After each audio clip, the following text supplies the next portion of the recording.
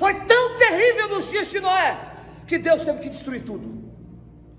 A nossa geração está caminhando para isso. Quando o homem não vai mais ouvir o Espírito Santo, aí já era. Mas nós não estamos nesses dias, não. Alguém pode falar, mas apóstolo, é impossível. Não, é bem ao inverso.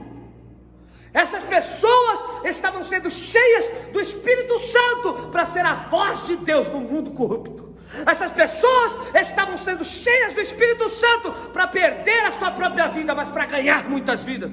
Essas pessoas estavam sendo cheias do Espírito Santo para serem mártires, morrerem em covas de leões, morrerem crucificadas, morrerem como tochas acesas, morrerem com as suas cabeças decapitadas, visto que 11 dos 12 discípulos, todos morreram com morte trágica. Eles estavam sendo cheios do Espírito Santo para ter o sentimento de Deus aqui na terra e ser uma resposta para um mundo que não tinha resposta, ser uma luz no mundo que estava em trevas, ser vida num mundo que estava em morte, ser um fogo no mundo que estava completamente apagado de Deus. Nós queremos o Pentecoste para quê? Ah, pastor, eu quero o Pentecoste que eu quero falar meia dúzia de língua. Eu quero sentir 3 arrepios e chorar 5 vezes no culto. Aí isso não se trata de Pentecoste, se trata de um emocionalismo gospel.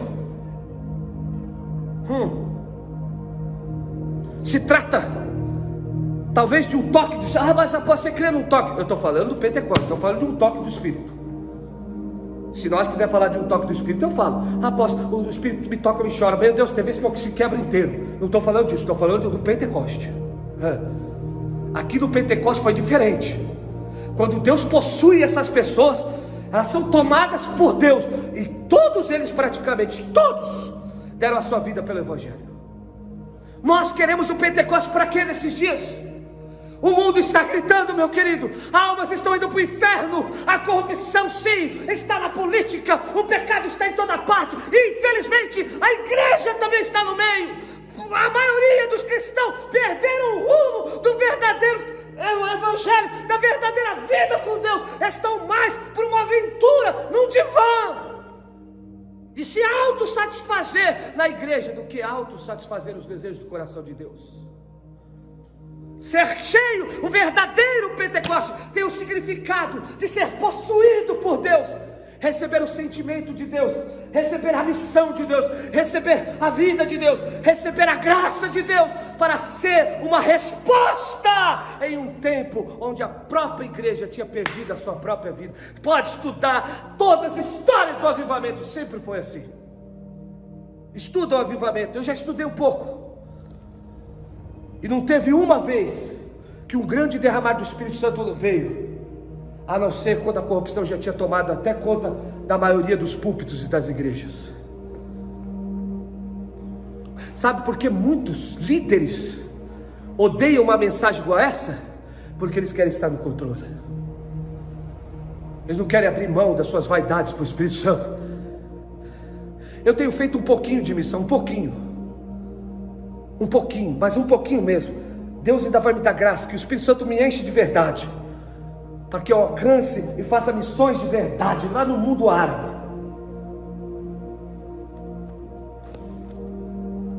E aí, tem hora que eu vou no campo missionário que é tão perto aqui, e eu falo, onde estão as grandes igrejas? Onde estão as arrecadações milionárias? Aonde estão? Você acha mesmo que o Espírito Santo vai ser derramado para cumprir a minha vaidade? Você acha mesmo? É por isso que nós não vivemos o Pentecostes, vivemos a palhaçada. E aí as pessoas falam, isso é o Pentecoste. Não! O Pentecoste são vidas tomadas pela paixão do céu, pelo reino de cima, aonde eles nasceram do alto, e agora eles querem se entregar a uma vida mais profunda e mais cheia. Mas vamos lá. Mas eu quero mostrar para você qual é o homem que Deus usa. Quem é o homem que Deus usa? Quem é o homem que pode ser esse homem? Porque preste atenção, nós estamos baseando nossa conferência em Joel capítulo 2, versículo 27 ou 28. Nos últimos dias do Senhor, derramarei do meu espírito sobre toda a carne. Os filhos e as filhas profetizarão. E Pedro disse aqui em Atos capítulo 2, versículo 17, depois do Pentecostes, diz: está cumprido o que Joel falou aqui agora. Aqui é o cumprimento da profecia. Deus está derramando do espírito dele sobre toda a carne. Em primeiro lugar, meu irmão, que nós temos que entender e temos que tirar o mito. As pessoas pensam assim: não, Deus vai usar alguém que é expert. Não. Irmãos, olha Jesus quando ele escolheu os discípulos. Você sabia que 11 dos 12 que Jesus escolheu, a grande maioria eram homens comuns, pescadores, pessoas do campo, pessoas simples, pessoas que tinham fala pesada, pessoas que até os outros não acreditavam neles. Porque as pessoas pensam: para mim ser cheio do Espírito Santo, apóstolo, eu tenho que ser um PhD em alguma coisa. Não. Deus escolhe pessoas comuns para fazer coisas extraordinárias. Você pode ser uma pessoa do campo, você pode ser uma mulher ou um homem, porque está escrito aqui, né? Tem alguns aí, meu irmão, que quer tirar a mulher do século 20 ou a mulher do século passado da obra do Espírito Santo. Mas a Bíblia diz aqui: nos últimos dias do Senhor derramarei do meu Espírito sobre toda a carne. Quando fala toda a carne aqui, está falando homem, está falando mulher, está falando pessoas ricas ou pessoas pobres, está falando pessoas, não define idade também. Se você é um jovem com 14 anos, ou se você é um ancião com 80 anos, se você é uma mulher ou se você é um homem, se você é negro ou se você é branco, se você é asiático ou se você é europeu, não importa. Aleluia. Espírito Santo está procurando alguém que esteja faminto para ouvir o chamado do céu e derramar o seu coração no altar, gritando e chorando por almas. Quem quer ser cheio do Espírito Santo, para de chorar pelos seus problemas e chora por almas. São pessoas apaixonadas por almas. Você conhece a história, se você não conhecer, de Jonathan Edwards, que ele ficou 3 dias e 3 noites chorando e gritando, quando a Inglaterra estava completamente em trevas, a igreja tinha perdido a luz de Deus, até mesmo os crentes não queriam saber das coisas de Deus, e Jonathan Edwards caiu. Ele era um pastor, ele caiu de joelho, e ele ficou 3 dias e 3 noites gritando: dai-me a Nova Inglaterra, salva a Nova Inglaterra, senão eu morro, tira a minha vida. Você sabe? E ele ficou 3 dias e 3 noites chorando, gritando, dizendo: dai-me almas, senão eu morro. Faz alguma coisa, senão eu quero que o Senhor tire a minha vida. Eu não vou tirar o joelho. Foi 3 dias ajoelhado no mesmo lugar, gritando, chorando por vidas. E quando ele se levanta daquele clamor, depois de 3 dias sem comer, beber, só orando, jejuando, clamando, gritando por vidas, ele vai até o púlpito e prega o famoso sermão: pecadores na mão de um Deus irado. E quando ele prega o sermão, não é o sermão que ele fala, mas o Espírito que está no sermão. E quando ele começa a pregar, as pessoas veem o inferno se abrir no meio da igreja e começam a correr para o altar no meio do sermão, gritando misericórdia. Se agarraram nos bancos, pensando que iam cair vivas no inferno. E de lá, um grande avivamento de santidade, de separação, de vida, explodiu por toda a Inglaterra, e clamores começaram nas casas, nos lares. Aquele avivamento, como um fogo, começou naquela pequena igreja e se espalhou. As pessoas foram para suas casas chorando e gritando, e aquilo se espalhou nas vilas da cidade toda, porque um homem comum decidiu buscar a Deus. Nós queremos Pentecoste para quê? Deus usa pessoas comuns. Ele pode pegar a pessoa comum lá da roça, que não tem nada a ver, mas se essa pessoa abrir o teu coração e dizer: Deus, eu quero do céu na minha vida. Preste atenção, não é a questão de quanto Deus tem para derramar, é o quanta fome nós temos, querido. Não é a questão: apóstolo, será que Deus quer derramar? O próprio Deus está dizendo: nos últimos dias eu quero derramar sobre toda a carne. Quando a Bíblia diz toda a carne, não importa quem. Então o que significa, apóstolo? Porque Deus não está derramando, porque Deus está procurando pessoas. pessoas que ouvem o chamado, pessoas que não se importam com a religião, com o que as pessoas estão falando, com a posição que ele tem, não se importam, pessoas que entendem que Deus pode pegar essa criatura comum e fazer coisas extraordinárias através dela. Ele pode pegar o pescador, igual Pedro, que não era muito bom, encher ele de tal maneira com o Espírito Santo, que quando Pedro se levanta, alguém diz: o que aconteceu? A questão, preste atenção, um homem sábio, eu fico meditando nisso de vez em quando. Um homem sábio, ele disse assim: o reino de Deus, no que se refere ao derramar do Espírito sobre a nossa vida, é como uma grande represa, com milhares e milhares e milhares e milhares e milhares de litros de água. Mas a grande questão, que você pode ter milhares e milhares de litros de água nessa represa, ela só vai vazar conforme a bitola do cano. Se tiver um cano de meia polegada, você pode ter uma represa de 1 bilhão de litros. Você vai ter em meia polegada, sei lá, 1 litro por minuto, não sei quanto. Ou seja, todas aquelas águas, mas define o canal. Não é o quanto Deus quer derramar, é o quanto nós se abrirmos para receber. O quanto estamos dispostos a se entregar, ao quanto estamos dispostos a buscar, a quanto estamos dispostos a morrer, a quanto estamos dispostos a querer mais dele, porque o Senhor, aleluia, Ele quer que você entenda, Ele tem muito para derramar na sua vida, mas Ele está te chamando para algo mais profundo, e está falando: Ezequiel, entra nas águas, porque o rio é muito mais fundo do que você imagina. E sabe o que eu vejo nós pentecostais? Nós estamos molhando os pés, estamos falando que estamos cheios de Deus, mas o rio é profundo, e quando você se aprofunda em Deus, você perde o controle e o rio te arrasta. Então a questão não é o quanto Deus está derramando, mas o quanto nós estamos se entregando.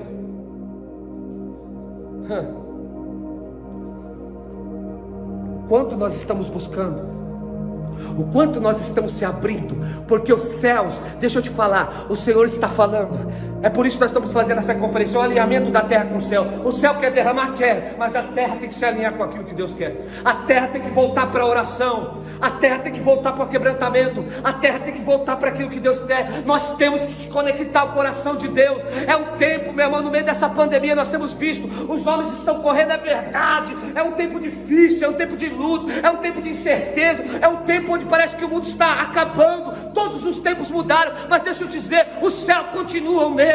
É um tempo de nós se alinharmos com Deus. É para você entender, meu irmão, que essa terra não tem nada para te oferecer, mas o céu tem vida para te oferecer, e Deus está procurando pessoas para derramar. Pode ser você jovem, que vai ser um grande avivalista nessa nação. Pode você, mulher, você simples, alguém pode dizer: mas eu sou uma pecadora, mas Ele salva o pecador, Ele traz vida para o pecador, e Ele, aleluia, enche o pecador e faz o homem comum para fazer coisas extraordinárias. Deus não usa ninguém especial, Deus usa pessoas comuns que se entregam totalmente para e através dele.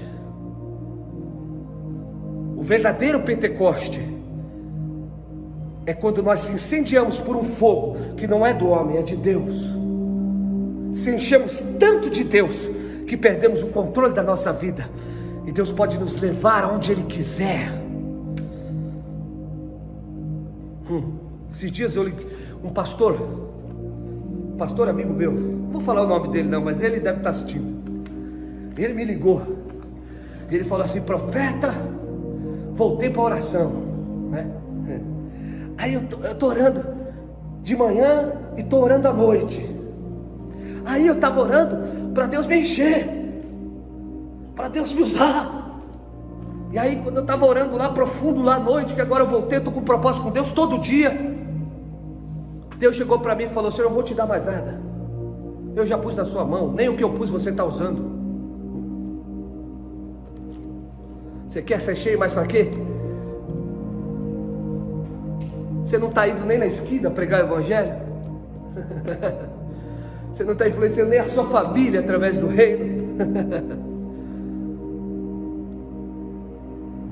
Você nem dobra o joelho na tua casa? nem abre a Bíblia nela, e você quer ser cheio, para quê? Não, apóstolo, eu quero sentir. Quer sentir? Põe o dedo na tomada.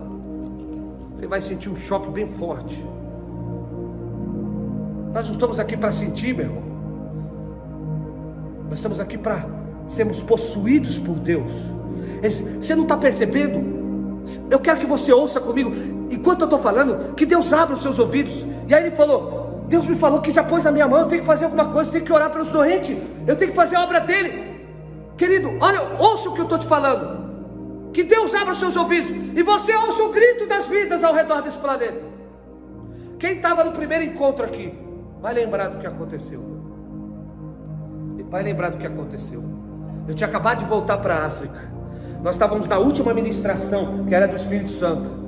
Eu fui para um canto, porque cada vez que eu volto para a África, eu volto transtornado. Aí, eu fui para um canto, estava chorando e falando, Deus, eu não sei, eu acabei de voltar da África, mas eu não sei.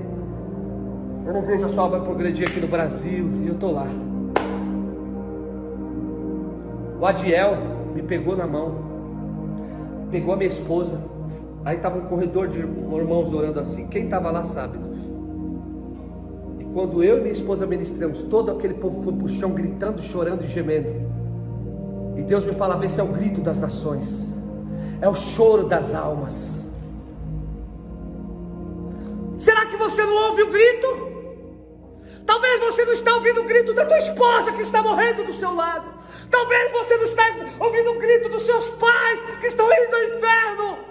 Talvez você não está ouvindo o grito do seu quarteirão que está perdido. Essa cidade tem 14 milhões de habitantes, São Paulo. Será que nós não ouvimos o grito da nação, do mundo árabe? Onde eles não podem gritar. Sabe que eu tive uma experiência um tempo atrás, eu estava orando, jejuando aqui na igreja. E aí eu estava orando, foi quando Deus falou qual que é a missão da minha vida. Eu estava orando e clamando, orando, jejuando, clamando. E um dia Deus me deu uma visão. E eu vi uma mulher árabe. Ela estava com aqueles turbantes, só com o olho de fora. Olha a visão que Deus me deu. Ela estava só com o olho de fora. E tinha água até o nariz aqui, ó, quase cobrindo o nariz. Ela não podia falar nada. A água estava assim, ó, no nariz. E ela só olhava para mim com o olho bem arregalado de chorar. E Deus me falava, é o grito silencioso do mundo árabe, ninguém ouve. Eles estão morrendo. E a igreja brasileira está na sua vaidade, preocupado com as suas denominações, preocupado com as suas doutrinas, um degladiando contra o outro, enquanto Satanás está ceifando milhares de vidas.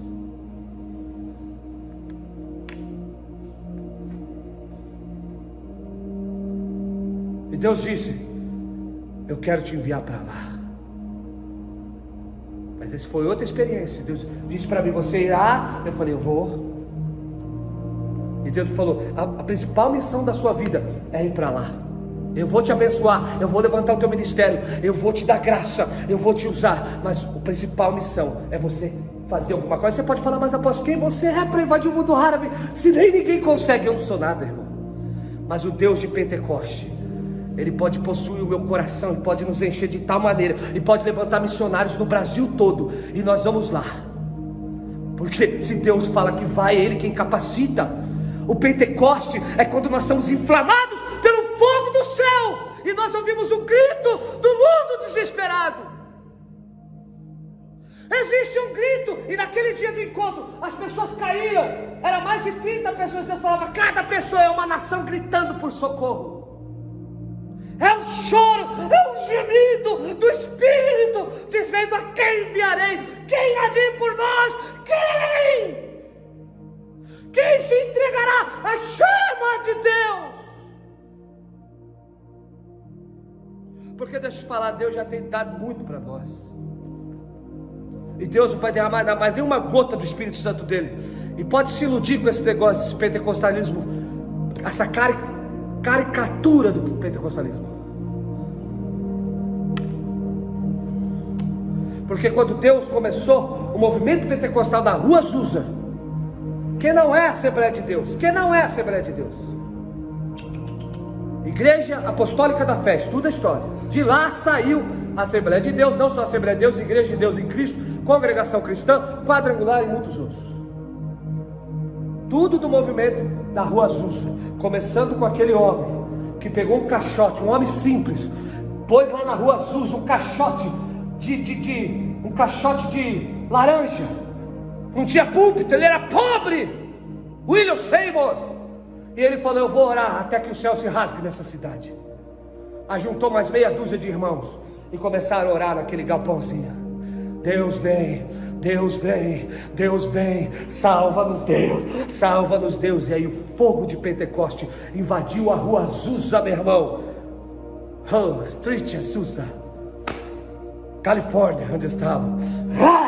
E pegou aquelas pessoas comuns. E aquele fogo foi aceso e de lá se espalhou pelo planeta. Mas qual que era a chama que ardia na Rua Azusa? Missões. Você sabe? Estuda a história. Milhares foram enviados do mundo todo. Aí sim a Assembleia de Deus foi fundada aqui no Brasil por Daniel Berg e Gunnar Wing, porque eles saíram lá daquele movimento e vieram para cá para trazer o fogo de Pentecostes numa igreja tradicional que estava morta. Estuda, você verá que foi assim.